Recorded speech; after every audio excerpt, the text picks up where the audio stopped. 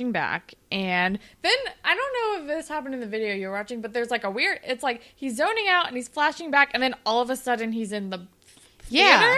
Yeah. So I guess that was intentional. It was a weird cut, but it was good. I don't know. I didn't hate it. I'm like, I hope I didn't miss something.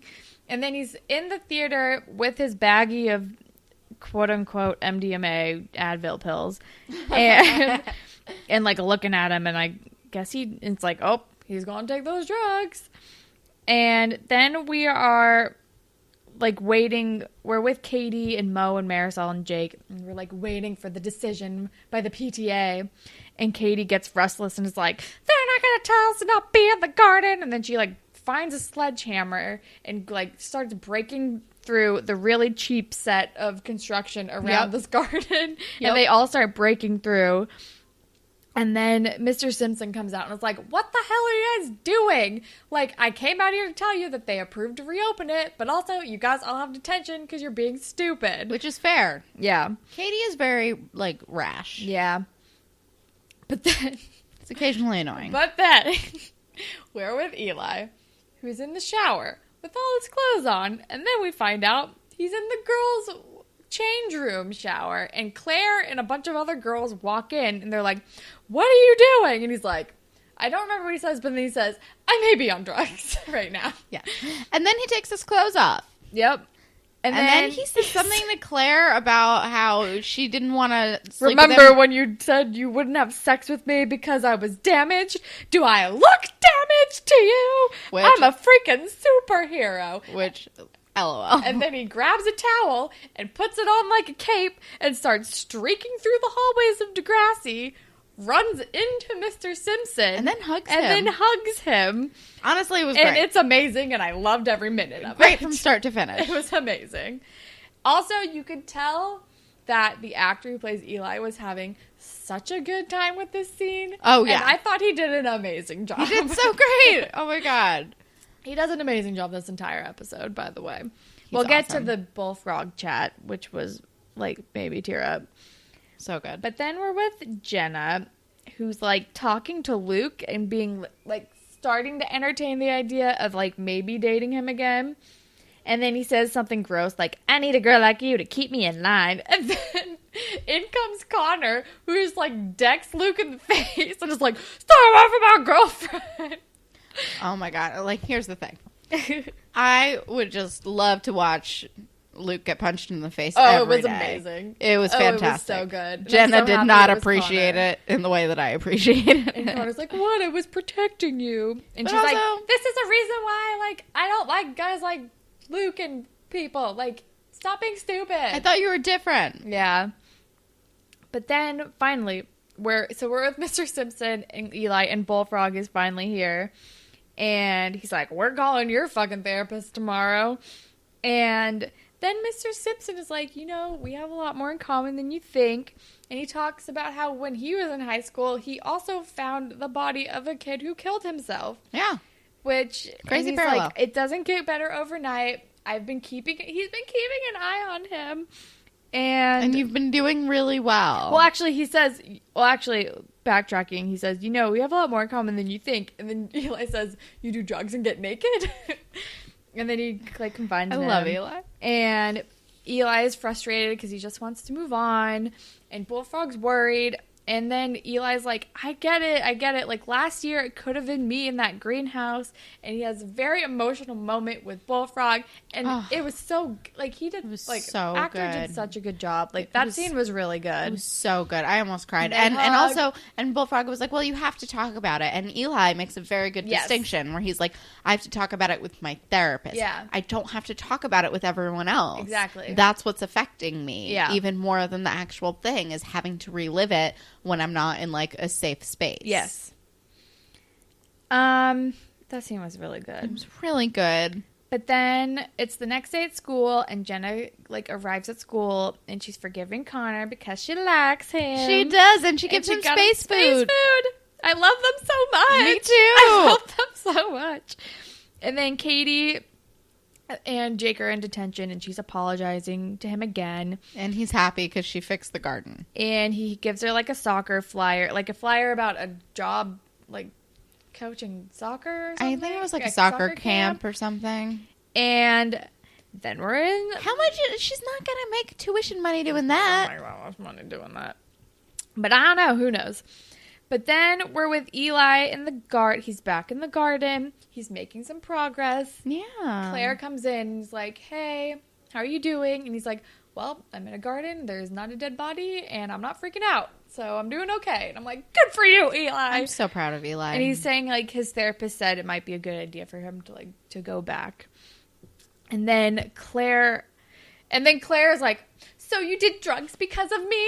She literally says, like, you did this because of me? And I was like, it's not about you, Claire. Ugh, Not Claire. everything is about you, Claire. I can't Jesus deal with Claire. Fucking Christ, Claire. I hate her. And then Eli is saying, like, hey, I regret doing the drugs. I've made a lot of bad decisions. But he's also making his feeling known. And he's like, but I'm just, like, really focused on moving on in my own way, and I think we need some time apart. Which I think is a great call. That is fair. And Claire's like, it's because I was there when you discovered him. And I'm like, pissed me off. And then Eli cuts in and is like, you're hearing me, but you're not listening. Oh, and this is my favorite part. Cam's not the problem. You are. And I was like, fuck. Yes. Get it, Eli. Yes. He's like, you are not listening to me. You're not supporting me in a way that I need to be supported. We need some time apart because you're making me worse, basically. Yeah. Can I just say, all right, so I'm so proud of him. I'm so proud of Eli and all the steps that he's taken. And I'm also he is handling his mental health with the maturity of a much older person. Yes. Because the thing with trying to maintain stability when you have an illness like such as like bipolar or BPD or whatever, it so much of your energy has to be, or at least like in the back of your mind, so much of you has to like be extremely self-aware of every single thing that you are feeling and why and how, if it's the wrong feeling or if it's hurting you in some way or if it's making you have any sort of episode, you have to also find the root of it, the real one, not the superficial root. Fake reason. Exactly. That's making you anxious for no reason. Exactly. The real root of it. Like, oh, I'm feeling this and this was the trigger, but it's also because of this deeper meaning. Let's get rid of the trigger at least while I can deal with the deeper meaning with a professional or when I have like the mental capacity and I can deal with that. But at least get rid of the trigger or whatever it is that works for you. But there's, and it's so like case by case specific, but it's like you have to be so aware of every single thing. And he's like isolating his problems. He's seeing what it is doing and he is isolating his problems. Yeah. And it's awesome. And I'm really proud of Eli.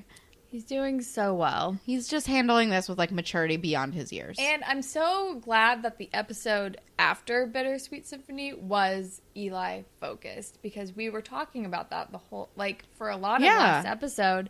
And we're like, we're not really seeing a lot of this. He's clearly freaking out. No one's checking in with him. So I'm really glad we got that check-in episode right after, because I think it was like the perfect. Yeah, I thought it was a really good episode. Definitely. And they did like exactly the right amount of foreshadowing in the previous episodes. Exactly. And then we're with Maya and Katie, and it feels like a throwaway after that. Yeah, and then Katie's all sporty again, and they're like practicing soccer. And she's gonna do the camp. But then it ends, and we're watching the video yearbook, and it's also the I cried. video. I literally, tears were streaming down my face. Yeah, I cried. But the video is okay. But first of all, the video is too whisper hug heavy. Nobody gives a shit about. It is way too whisper hug heavy.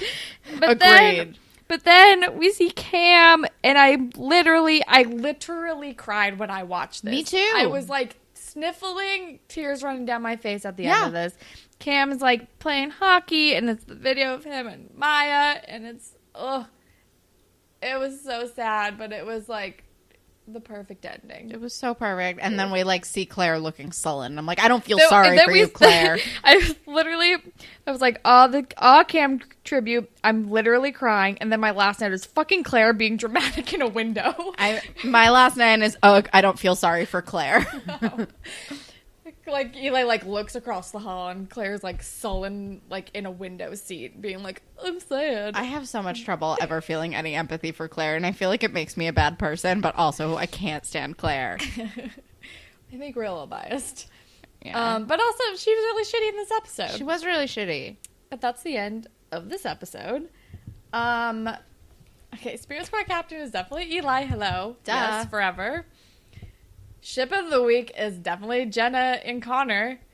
This is like the easiest fucking segment ever. It's amazing. All right, Grapevine. Okay. So we got some really nice follow-ups from our last episode for Bittersweet Symphony, and I really appreciate it. You guys are very nice. This is just related to the Vegas episode that I thought was funny. It's a fun sex worker fact about Vegas. This is from Jacqueline, who says, as a Vegas native, yes, sex work is illegal in the city of Las Vegas, but outside of the city, it is legal. Fun fact. And then my new favorite, to pay to hump, go to Pahrump, which I'm assuming is a town in Las Vegas. Nevada. Yeah, Nevada. That's what I meant. I have, like, family who lives in Las Vegas, and I'm still like, what state is that in? Nevada. Nevada? I don't know. I say Nevada. Me too. But then we also have an email from Jennifer who, and it's just, the subject line is Battle of the Bands. And she says, I sent you a short message on Tumblr because I couldn't remember your email address, but I don't actually know how to use Tumblr, so I figured I'd send an email just in case I messed up. A couple episodes back, you asked about whether Battle of the Bands are a real thing. I don't know if they still are, but they were definitely a thing in New Jersey in the early 2000s, so I thought I would share my old person wisdom. My sister's friends were in a kind of good punk/ska band somewhere around 2001 to 2003. And at some point they won like a Battle of the Band series where the prize was that they got to play at a skate and surf. Skate and surf was basically Jersey being extra, a concert, surf competition, and skateboard competition all rolled into one. At least that's what I think it was. Most of the battles leading up to it were in church basements and Elks lodges, and for a lot of the church ones, the cover charge was like a can of food. So very low budget. In fact, I went to so many Battle of the Bands in church basements that when a friend invited me to a concert at her church a few years later, I was genuinely surprised it was Christian rock. Probably now bands do like Twitter polls or something instead of actually battling it out live. Who knows? Anyway, I love your podcast. Now you're now up to the episodes I haven't seen, so it's cool to hear what I missed. Also, whenever Kelsey talks about her past as teen trash in New Jersey, I so relate, obviously. Thanks! Always glad to hear from Trash from New Jersey. We are a fun breed. It's a time. And I think that's all that we have. So if you would like to be featured on a future Grapevine segment, you can tweet at us at DeGrassiPod. We're on Instagram at DeGrassiPod. You can email us at whatevertakes.podcast@gmail.com. You can listen to us pretty much anywhere, but if you're on Apple Podcasts, if you could rate, review, and subscribe, that would be super cool. And if you leave us a review, we will make up a Degrassi-inspired fanfiction for you on the show. And you can follow me on Instagram and Twitter at HollandTacular. And you can follow me on Instagram and Twitter at KelSucks with a Z at the end. And Holland, what do you want to recommend to the Panthers? I'm going to recommend the second season of American Vandal, which is on Netflix now. I watched the entire thing yesterday. Was it good? I was thinking about it. I liked the first one. It was good. Yeah. All right. Good to know. The new culprit's name is the Turd Burglar. So it's all about poop jokes. Oh, boy. We'll see. That's not really my area of enjoyment. I mean, are dick jokes, though? That's true.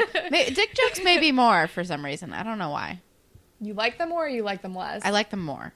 Gotcha. It's less gross. Okay. Well, no, I mean, like, dick jokes are less gross. Oh, yeah, no, that's why. This season is a little bit gross, but it's still pretty funny. I struggle with grossness.